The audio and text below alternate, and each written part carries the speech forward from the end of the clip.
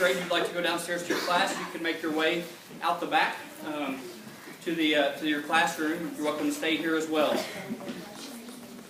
Well, it is Memorial Day weekend, and so we're glad that you all can join us. I know a lot of people travel and have family plans and other things going on, and so I'm going to be leaving this afternoon with my boys and taking them on a man trip, so to speak, even though they're not quite men yet, but you gotta bring them along, right? So, but I do want to just take a moment and thank those of you who have served our country and especially those who gave their lives for our country. And this Memorial Day is really a time to remember those folks, but also people in our own lives and our own families that are important to us, that maybe are no longer with us, that we want to remember and take time to do that. And so I hope you're able to do that and take time this weekend to remember those who have gone on to be with the Lord or gone on no longer with us. And so with that in mind, today we are actually going to take a look at the one who we should remember over and above and beyond anyone else. As much as we want to and should rightly remember people who are important to us in our lives, family members and things like that, there is one who really demands all of our remembrance and our love and respect. In fact, he has given us a commandment to make sure that we see the importance of remembering him and making him the most important person in our lives. And so with that in mind, last week we started our new sermon series on the Ten Commandments. And we introduced the Ten Commandments and just pointed out that there's a lot of misunderstanding and misapplication of the Ten Commandments. I think we've all probably seen people kind of judging others out of the Ten Commandments, or even we get in that mindset ourselves. And we talked about last week how the Ten Commandments really are meant for us as God's people to reflect on our own hearts and reflect on how much we really are loving God and loving other people. And so now we're just going to continue on with that kind of thought in our mind as we look really at our own lives as we take each commandment one week at a time. And this week we're going to start with just the first commandment. And we're going to see that the first commandment really calls us to examine our hearts into who or what we worship. And this is something that a lot of times we may take for granted. Yeah, I worship God. I'm a Christian. I worship God. But as we're going to see, that there's things that kind of creep into our lives that we may not even be able to acknowledge, but it's really happening, that we worship other than God. And what I want us to really grasp and to think about today is, if God is really who he says he is, if he is God, then he alone deserves our worship. And he alone and nothing else deserves our love and our worship. Not that we don't love our spouses or love other things, but all our other loves are tied up into our love for God. Amen. That he is our God. And so there's really two implications in this short verse, just a few words, that I want us to just kind of think about. First of all, that there aren't any other gods in our life. That's the first thing that we see in this verse. But the second thing is that we do have one God in our life. That the one true God is in our lives, and that we love him and that we worship him. And just what does that mean for us, really, to think that way and to live that way? So first, just jumping in, what does it mean that we can't have other gods? Verse 3, do not have other gods. It's pretty clear, right? God doesn't pull any punches. He doesn't beat around the bush. He just says, no, do not have any other gods. Well, first we need to talk about, well, what is a God? What is a God?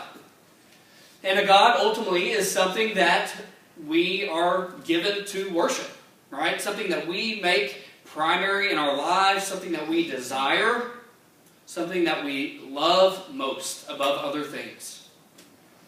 And as Carlos read earlier in 1 Corinthians, we see really Paul using idols and God kind of as the same term, right? So we make idols in our life that we basically treat as a functional God. And the truth is, everybody in this whole world is a worshiper of something. And we are made, we are designed, we are born into this world as worshipers. And if we don't worship God, we will find something else to make our lives about, to worship with our lives. And we often refer to these things as idols. And an idol is something that we put in the place of God in our hearts, in our minds, in our lives. Paul refers to this idea of idolatry as exchanging the glory of the Creator, the glory of God, for something else. We give what the glory that God is our attention, our time, our love, all these things, and we give those things to something else. That's how Paul defines an idol. And the result, he tells us of this in Romans 1, is that the result of exchanging the glory of God for other things is that we become blind. We become spiritually blind to who God is, and it leads us into moral corruption, moral decay. And so we see, look, there's a very real danger when we worship things other than God. And it ultimately will lead us to ruin. Because we know that nothing other than God can satisfy us. And so we will be chasing a dream that will lead us down a path to nowhere. And so Paul, under the inspiration of God, tells us, look, these things, it's going to hurt you if you exchange God's glory for other things. And so this is why God gives us this first commandment. He knows this is for our good. That we would worship Him and that He alone would be our God is what is best for us. We need it. But also, He deserves it. And so God is literally telling us, look, you need me. Don't abandon me. Don't leave me for other things. It's going down a road that will lead to unhappiness in your life.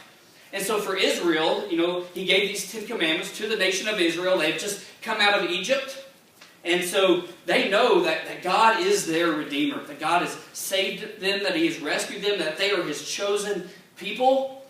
And so He's bringing these commandments to their minds after going through all these things in Egypt. They've been in Egypt for 400 years around a people that literally worshiped hundreds of gods. The Egyptians had sun gods and river gods and gods of fertility and crops and all these other things. So that's what they're... Imagine if you are a people living in a country for 400 years, you get pretty used to being around that, right?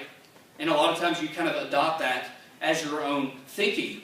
And so God is reminding them, no, those other gods, they're not real. They're not what you need to be going after. And He's already proven it, right? He's already conquered those gods. He did all these plagues, and the Egyptians tried to conjure up their gods to mimic or to counteract the plagues that God sent on Egypt, and they couldn't do it. They couldn't keep God from His power over them.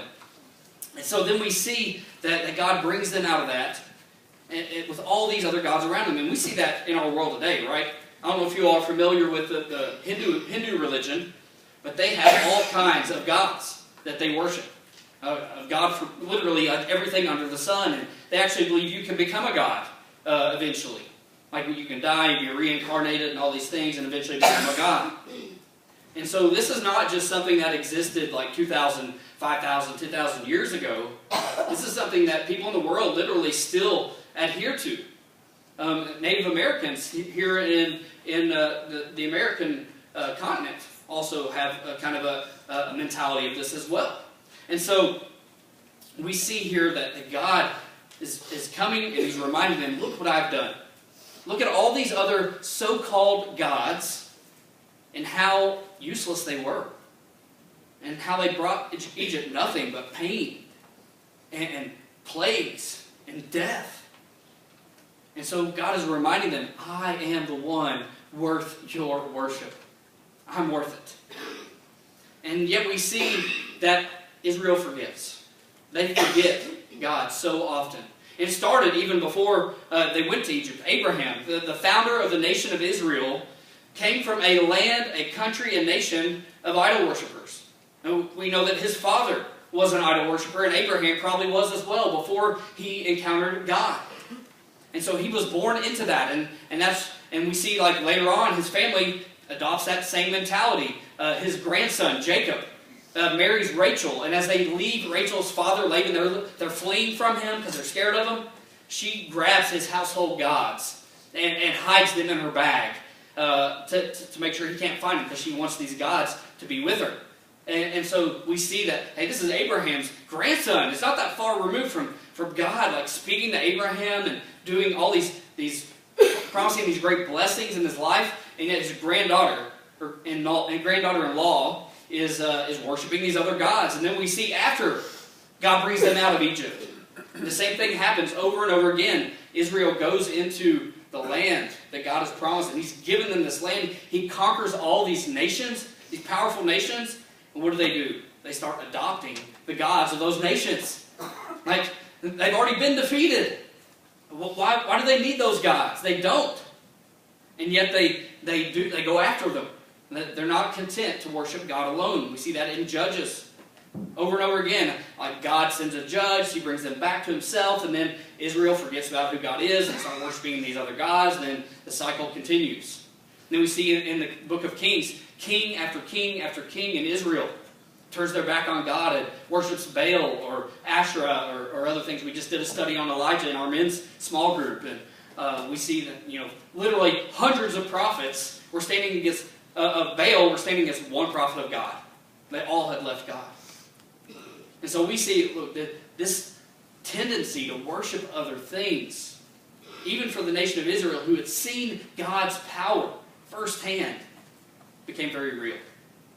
And they couldn't get past these worshiping of idols. And to be real for you today, and for you and I today, most of us don't really face a temptation to worship a statue.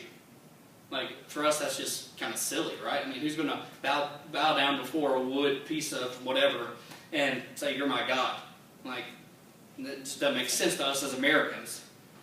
But in some ways, the people of Israel and those nations had an advantage over us because they could see their idols, right? They could touch and feel and see. They knew who their idols were. They could identify them. And God could point to them, "Hey, that is your idol. Look at you. You're worshiping. You're bowing down before it."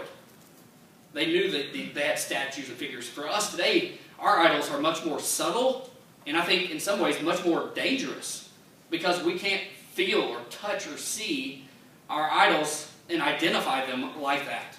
Because the truth is, idols aren't just out there, they're in our hearts. They're in our hearts. They capture our desires and our love. And the truth is that because all of us are born into this world in sin, Paul tells us that our temptation is, because of sin, to worship created things other than the Creator. And the worship that we give to those created things comes from our hearts. We want those created things more than we want God in our life. And John Calvin put it like this. He said that the heart is an idol factory. It just puts out more and more idols. It never ends. Right? Our heart is always going after something. And if it's not going after God, it's going after something else. And these idols can take all kinds of forms. Some idols are spiritual. Right? We have people that believe in ghosts or believe in astrology. I won't ask you if you read the newspaper and look up your star and all this other stuff. But we ascribe some kind of power or wisdom or something to those things. Right? And those are ultimately false gods, idols that we're kind of maybe subtly putting our hope in. Because the truth is, there is no truth in those things. All truth is only found in the one true God. I don't know if you're Star Wars fans, but my boys are all about Star Wars and the Force, the idea of the Force in Star Wars and the power of the Force. We know that's a movie, but some people kind of they watch enough Star Wars and they're like, "All right, let's try the Force thing, right?" I got news. Y'all, the Force isn't real. All right, it's a movie. It's not real. But God is real, right? And so He is the one true God. But so instead of statues, sometimes we have these things in our mind that we think will bring us good luck or bring us help or things like that. But there's other things in our life that we don't even recognize that kind of sneak in and kind of snatch our attention, snatch our love, and become more important than God to us. So there's a few questions that we could ask ourselves. I hope you'll ask yourself this morning. Am I violating this commandment? Is there something that I maybe have made like a God in my life? First thing is, what do you love? What do you love in your life? What are you really passionate about? What are you passionate about? And is that, or could that possibly be replacing space for God in your life?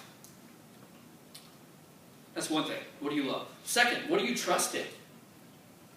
Where do you run when trouble comes? Do you run to a self-help book? Do you run to a friend? that you think has all the answers? Do you run to the bank? Where do you run? What brings you security in life? That could be a God in your life. You could be trusting in that thing more than you are trusting in God and His presence in your life. Third, in your functional, practical, everyday life that you live, all of us, every day, what motivates you?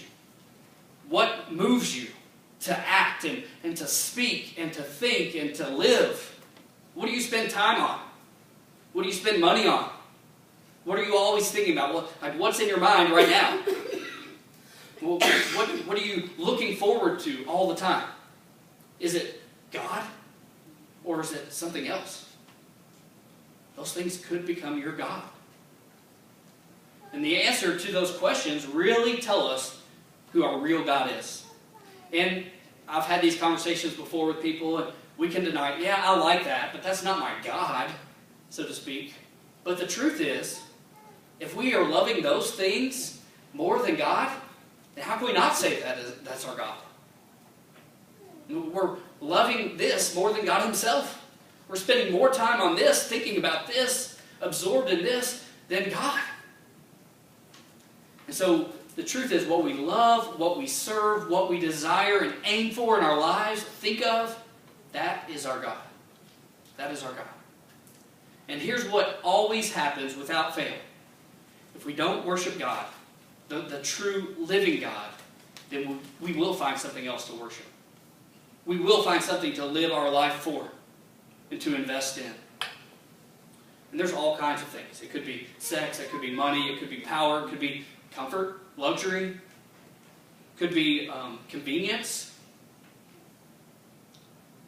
things that make our eyes pleased. We look for happiness. We will look for happiness, and the things that we think will make us most happy become our gods. And this is hard for us as Americans to really wrap our minds around on, because we are taught from the very beginning, independence, right? Freedom. Make your own decisions and go after what makes you happy. And how often do people tell us, God's going to make you happy? No, we have billions of dollars of advertising saying this is going to make you happy. This car, this vacation, whatever is going to make you happy, right? And so this is what we're constantly taking in. Like, they want that to become our God. And yet we have to look at God's Word and say, no, those things will never be enough. They are not worth my life's pursuit. It doesn't mean we never go on a vacation, right? But it does mean those things can replace God in our life. We can live for our vacation. So we need to be aware. Look, this is a challenge in our life. And for those of us who are Christians, so all of us face these temptations to worship other things, right? For those of us who are Christians, I think sometimes the biggest challenge in our life is not forgetting about God altogether, but wanting to add things onto our love for God. It's God plus something else in our life. So we tend to tell ourselves, well, if I go to church, if I worship God, if I read my Bible, then I'm good with God. And then we kind of move on with other things. And we love other things just as much as we love God, but we convince ourselves that, man, as long as I'm worshiping God, I'm good. And when in fact other things start taking place of God in our life. And Christians, I think we really struggle with this from time to time. The danger is not to give up God altogether, but to add other things to Him for us. And I think this is a big struggle. As Christians in our churches today, we have divided loyalties. Like, people are not sold out for God. Right? We are not. We want to do other things, and those things become just as important as our life for Christ. We want to be Christians. Yeah, we do. We're not going to give that up. But at the same time, we want to walk and experience and take in the same things that people who aren't Christians do and value those things just like they do. And this is a real struggle. It's like a tug of war in our heart. Like, we know God, really, everything we do should be for Him. And yet, we are so often pulled away from Him. We want a little Jesus to go with everything else. Right? Just a little, though. Just enough to make sure we're good with God. And then we can do whatever. And there's this subtle thing that happens. We lose sight of who God is. And then God gets watered down. Over time, God becomes less and less important to us. And then 5 years down the road are like, where's God in my life? I just don't know where he is at all. Maybe that's some of you all today. Maybe you've had that experience. Like, at one point, man, your life was about God, about his people, about being in church, whatever. And then just over time, it's kind of lessened and lessened and lessened. And you're like, what happened? Where's God in my life? I don't feel him at all. He's not even there. And the truth is, we let other things slowly creep in that take his place, that take his desire out of our heart for him and put him on other things. And the cumulative effect of that is God's just not important at all anymore. And it's hard to get out of that. I mean, it's hard. We have to come to this realization, man, my life has to change big time from where it is right now if I'm really going to love God like I should be. And so the danger is, look, if we want 1/3 God and 2/3 everything else in our life, the danger is ultimately we get none of God. That's what it leads to. Jesus said it like this in Matthew 6. No one can serve two masters, since either he will hate one and love the other, or he'll be devoted to one and despise the other. You cannot serve both God and money. What he's saying is, look, you can try to serve both God and money, but eventually the result will be you're going to worship one or the other. All right? That's where it's going. And so the word for money in that verse also means possessions. Really, you cannot serve God and stuff, whatever that stuff is. You can't have both. It doesn't mean that you don't have stuff, but it does mean those things can't become what your life is about. All right? You can't worship God and stuff. And this is what we see here, God calling this idolatry. This is breaking his commandment. We worship God and stuff. So when God says, you should have no other gods beside me or before me, what he's saying is it's not about order. Like, I'm going to rate my gods, right? God's first, then my job, then my family, or whatever, family, then job, right? It's not about ranking them. What God is saying is, you should have no other gods at all in front of my face. Like, it's just me. There's no other after that. Like, everything else in your life flows out of me in your life. So I'm a good husband, I'm a good father, or whatever. I love my family, but first, I love my family out of a love that God had recognized. Man, I love God. He's given me this family, right? He's entrusted me to be a good husband or father. And so all of our love, I enjoy my vacations, but I recognize that any opportunity I have to go on a vacation is a grace from God. That he's allowed me to do that, and I want to honor him with that vacation, right? I want to rest well so I can live for him. I want to use that as opportunities to meet people, to share Christ, or whatever. And so all of our loves in this world flow out of our love for God, primarily. That's what Jesus is saying. And so the Bible actually compares worshiping other gods to adultery in marriage. In marriage, there's this covenant fidelity to one another. We are committed to one another and no other people. And that's what we're saying. And when we marry somebody, the marriage vows, the two of you shall become one flesh, and you'll forsake all others. All right? That's what it means. No others, just you. And so in marriage, we don't want our spouse, our wife, or our husband to even be in the picture, to have another person in the picture, right? We would despise our spouse if they had another person that they were bringing into our marriage in a relationship that's that intimate. And a husband who sees his wife fall in love with another man feels righteously jealous, and vice versa. If a wife sees her husband fall in love with another woman, there's a righteous jealousy. They should be jealous, right? And there should be a fight to win that person back, and the person who's in the wrong should repent and want to turn from those things, right? And so God is comparing our relationship with him to a husband-wife committed relationship.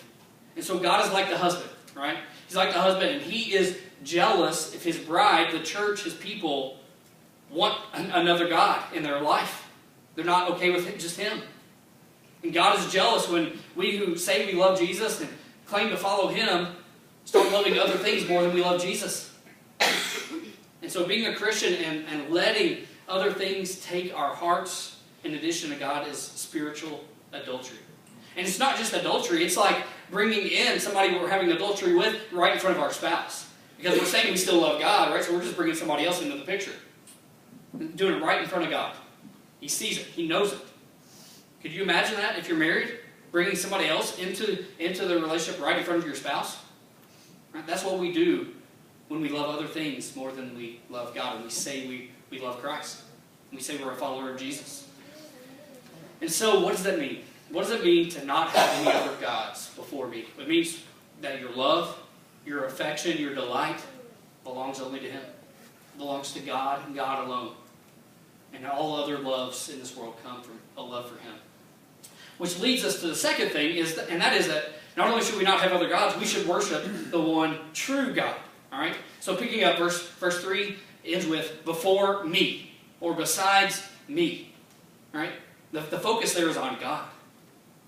Do not worship other gods before me. Worship me, is what he's saying. He's calling our attention to Him as our God. Which means two things. First, we need to know who He is if we're going to worship Him. And secondly, we need to know what it means to worship Him, to love Him like He's calling us to do alone. And so, first of all, we can't worship God, we can't follow Him unless we know Him. And this is the great thing. God has revealed Himself to us. He's given us the Bible so that we can know who He is and have Him in our life and know that He's worshiping, that He's worth worshiping. Verse 1 and 2, we see that God speaks to Israel, right? And He reminds them of who He is. He tells them, look, I am your God. I brought you out of Egypt, brought you out of slavery. I've saved you. So out of that knowledge, then, they're called to worship Him. It's the same for us. We're called to worship God out of the knowledge of who He is. And so what's the key there? We can't forget who He is. We've got to know who God is in our life if we're going to worship Him like He calls us to.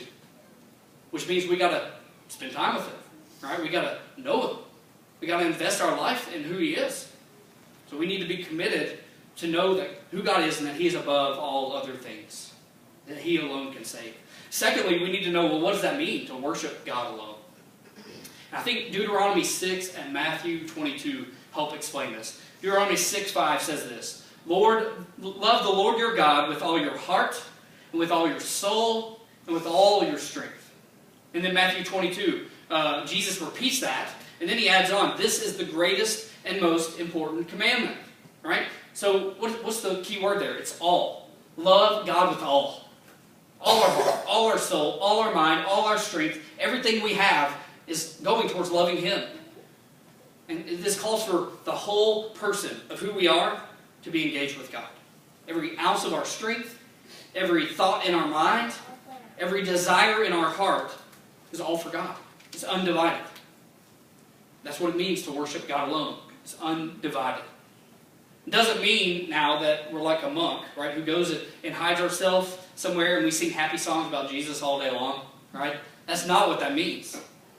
It doesn't mean that we never do anything fun or that we disengage from the world completely. God gives us freedom to live, right? But we're called to live for Him in that freedom. So it does mean that everything about our life becomes through the filter of God. We choose to do this, right? God is our first thought when we are making decisions.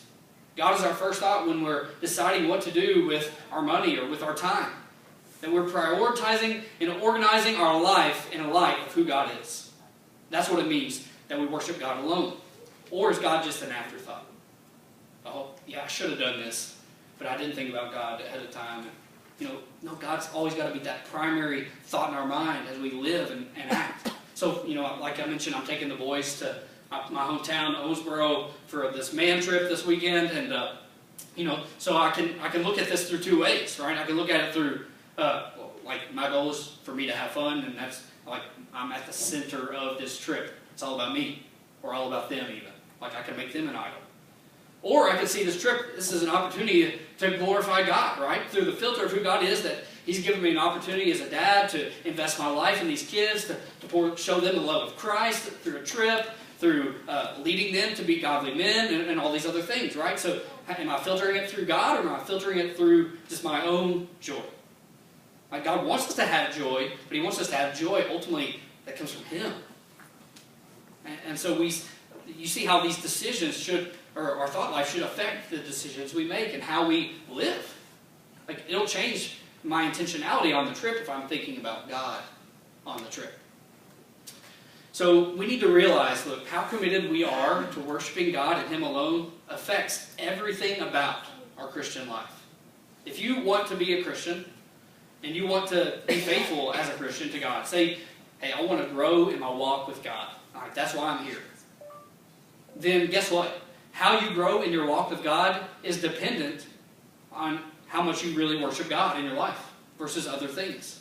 If you aren't just committed to knowing who God is, if you're spending just as much time on something else and you don't have enough time for God, then that's going to stunt your growth. Like, you're not going to be where you want to be 2 years from now or 6 months from now or whenever in your Christian life. And so we have to keep this in mind. Say, I have this goal. I want to be a better Christian. Well, that means that we need to be more focused on worshiping God and not other things. It affects how we grow in our discipleship. It affects how we witness or share Christ with other people. Right? If we desire for our closest friends and family members to know Christ and to have His presence in their life and to know the change that He brings to them, if we're not worshiping Him alone, if we're pulled in other directions by other things, that affects how effectively we're going to reach them for Christ. They're going to see our life and they're going to be like, man, he doesn't really love Christ. He loves boating, right? He loves boating more than he loves Jesus. Why should I follow Jesus, right? Or, if I'm always talking about something else and then all of a sudden I start talking about God, well, you talk about that more than you talk about God. Why would I want to listen to you about God? I know what you really love, right? I know what's really most important to you. It also affects how we talk to people. And if we are spending time worshiping God, we're seeing how great He is in our life, there's this joy, there's this excitement that comes out of us about sharing who God is with people. And people can tell if we're faking it. You know that?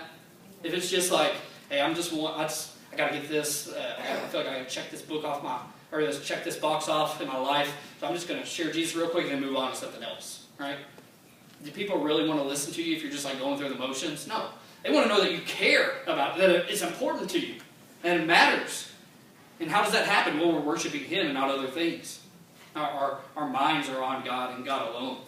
So I have to ask you all today, after hearing all this stuff, do you keep this command? Do you keep this command? Do you have no other gods in your life? No other idols? By that I mean, are you 100% devoted to God 100% of the time? That's what God's really saying here. You're 100% devoted to me 100% of the time. And every one of us in this room should be like, you got me. Alright? You got me. I'm an idolater. I worship other things sometimes. Every one of us, if we're really honest. I have other gods in my life. Where's the support group? Right? Where's idolaters are us that I can go to at the 6 o'clock meeting on Tuesday night and get some help for this, right? Because I need to get over this. This is serious. I'm disobeying the first commandment. The first one. Not the 6th one. That's okay if you get the first 5, but man, the 6th one, the first one. So how do I escape this tendency to worship other things, to want other things more than God? And the answer is very important, but it's also surprising. Because we, again, have to go back to what God said before the first commandment. He said in verse 1 and 2, God spoke all these words, I am the Lord your God, who brought you out of Egypt, out of the land of slavery. And what God is telling them is, look, I've already redeemed you. I've already saved you. If you're a follower of me, you're already saved. And it's not that I'm going to save you as a reward for loving me more than other things. It's that you love me in response to my love for you. And to the salvation that I've already given you. This is how we keep the commandment. Every other religion in the world teaches that if you love God enough, He'll love you back. This works the other way. God loved us so that we might love Him. I've purchased you. I've accepted you in spite of your sin, in spite of your failure, in spite of breaking this commandment. I've loved you anyways and sent Christ for you so that you can know how to love me. And so He's saying, look, think on that. Believe that. And then love me in response to salvation, not trying to earn it, not pursuing it, but because of what I've done for you. Because the truth is, we can't just work up in our lives love for God. We can't just say, all right, I'm going to pull up my bootstraps and I'm going to love God more. That's what I'm going to do. Because we'd always be trying to prove ourselves to God, hoping that we were loving Him enough. And always wondering, am I doing enough for God, or am I doing other things? And that's a miserable life. I mean, that's miserable. Like, who's going to have fun doing that? If you're always questioning, am I loving God enough? Should I be doing this? Should I be doing that? You're asking yourselves a million questions of what you should be doing. And so we can't do that on our own. Instead, we can love him in response to what he's done for us. His great love for us. And that's what God did for Israel. That's what we see here. He brought them, he rescued them, he saved them. And for us, if we're Christians, that's what God's done for us. He's purchased our salvation in Jesus on the cross. It's all done. Like, we don't have to worry about trying to love him enough to be good with him. He's already loved us. And so what we have to do then is to see that, to embrace it, and to believe it. And as we do that, then we'll find that our hearts start changing, and we will love him more. That we will love him more than these other things in our life. That this is how God works. He's in us, changing what we love. It's not about us doing it on our own. And so if we would ever just get our minds around how big God's great love for us is, and we just kind of stood in all of that and really understood it, and how he loved us, it would move our hearts to love him more, to have a desire for more of him, because he's the Father who's loved us more than any father ever could. He's the King who has led us more than anybody else ever could lead us. So now it's up to us. We have to respond to him. So here's your question. Are you going to let him be your God? This God who's loved you like this? Are you going to receive that? His salvation? Are you going to serve him? You know, at the Exodus, God freed Israel from the bondage of slavery. For many of you, God is offering you freedom today. Freedom. Because the truth is, the God that you've been serving, it's just made you in bondage. Fear, anxiousness, worry. Like, that, the God you're serving is leading you into that. It's something that will never satisfy you. But you have the opportunity now for God to come into your life and free you from that worry, from that guilt, from the things that would never satisfy you. And so you have to choose, what's the real God? What's worth following? What's worth building my life on? What's going to satisfy me? So God gives you and I that same offer he gave Israel. And it works like this. First, we have to recognize what we've been worshiping and repent of those things. Just acknowledge, God, I've loved this more than I've loved you. And that's a sin against you. But then also know that he has loved us and sent his Son so that we can be changed and forgiven of those things. That we can receive his salvation, to believe and follow Jesus with our life and know that he's going to come in, he's going to change us. He's going to give us a life that satisfies in him as we see those other things become less and less and God becomes more and more in our life. All right? And then we will worship him. Then we can fulfill this commandment more and more. So Jesus, we have to recognize, he's the only one who could die and pay for our sin and give us new life, this new life, to obey him. And so we need to see other people this way too. If you see other people worshiping, I have a neighbor that goes to the lake every single weekend. And, he kind of worships lake life. And so, well, how do I see my neighbor? Well, I see him as, it's a God problem, right? He's loving that more than he's loving God. He has no life with God right now. And so we don't judge them for going to the lake every weekend. Hey, I want to have fun too. But we know, man, he needs God in his life for his heart to change it all. And this is how we see people. We love them toward God instead of judging them for breaking this. Because the truth is, we all break this. We can't look at other people and say they're worse than me because they worship this. We all worship other things. But Christ has the power to come into our life and give us a new heart, a new desire, and a love for God. And this is what he wants for us. So today, let God topple your idols. Just be honest with God. God, I've been loving this. And I know it's fun. I love it. It's fun, or I wouldn't love it already. But you're better. You are better than this thing I've been doing. And as Paul says, count everything as a loss for the surpassing worth of knowing Christ. That's what we're called to do. Do you believe that everything else is a loss compared to knowing Christ? Do you really believe that? Are you willing to live your life that way? That's what God's calling us to do today. Let's pray. God, we thank you that you are a God